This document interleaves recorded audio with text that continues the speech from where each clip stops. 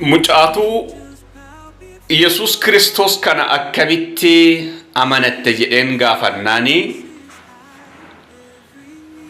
deebii ajaa'ibaa tokko naaf deebise. Nagaan isiniif haa ta'u. Hundumti keessan viidiyoo kana nama miiliyoona tokko biraan naa gaya. Yooman dhageeffatinis zimmi jedha share godha. Copy link godha. Warri dhageeffatanii diyuuti godhaati kan biroo biraan gaya. በአማርኛውም እባካችሁ ቋንቋ ባይገባችሁም ዝም ብላችሁ ሼር አድርጉ። ጌታ ይባርካችሁ። ማሊዳፍ ክርስቶስ ኢየሱስ አመነተ ጀናኒኒ ሙጫን ዴቢን ኢንናፍ ዴቢሴ ዴቢ አጃይባት አሜዚንግ አከናናን ጀድም ኦቦሌሰኺያ ጋፊ ጋፈደን ደደበና እንጂ ማል ጋፈተ ጀናኒን ነምኒ ጋፉማ ገራሃዳ ከሰቲ ኡማሜ ቡሊ ዲበተኮፍ ዲግደመቲ kan jahannam ta'uu fi ka jannataa ta'uu duruma dursee rabbiin itti murteesseera. Namichi khayrii fedhe illee yoo dalagate waanuma barbaade illee yoo dalagate murtee ganamaa ishee sana gala malee waan dalagate san hin galu jedhe. Namtichaan tokko hojii khayrii dalagee dhuma irratti murtiin garaa haadhaa keessatti inni kan ibiddaa jedhamee waan itti murtaa'ee jiruuf hojii sharrii dalagee jahannam galaa jedhu.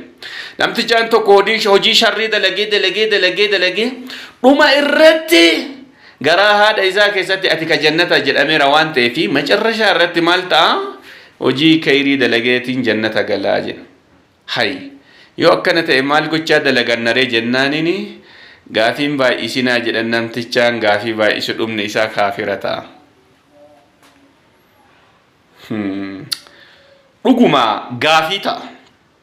Mucaan deebii kana naa deebise. Gaafii yoo itti deebiseen gaafachuu barbaade natti ka'unaan lolu kanaafan dhiisee mee karaa na baaftu barbaadachuun na barbaachisa. Sababiin isaa erga waanuma barbaachisu hundaa godhee hojjadheeniin ibidda galuu fi jannata galuun kiyya dursee garaa haadhaa keessa murteeffamee jiraate maal na fayyadaa jedhe mucaan. Gaafa as dhufte hoo waan achirraa adda ta'e maal argatte jennaaniin tokko qofaa natti himan jedhe. Takka qofaa. Maa inni jennaaniin ishiin sun immoo naan jedhe Kiristoos Iyesuus amanuu qofaadhaan jannata galtaa'edha. Maal ta'uu isaa?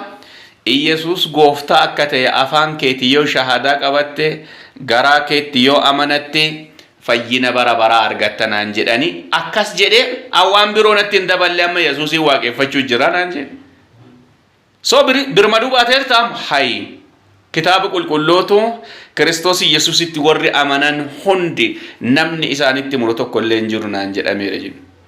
Amma shakkitu ata maalittan shakka Yesuus kiyya abbaa mirga jira deebi'ee dhufee na fudhata maaliifan shakkaa naan jedhe. Sin ajaa'ibu dhuga baatii jireenya namaa kennudha. Sheer godhu dhugaadha. Yesuusiin yoo amante malee jannanni haraama.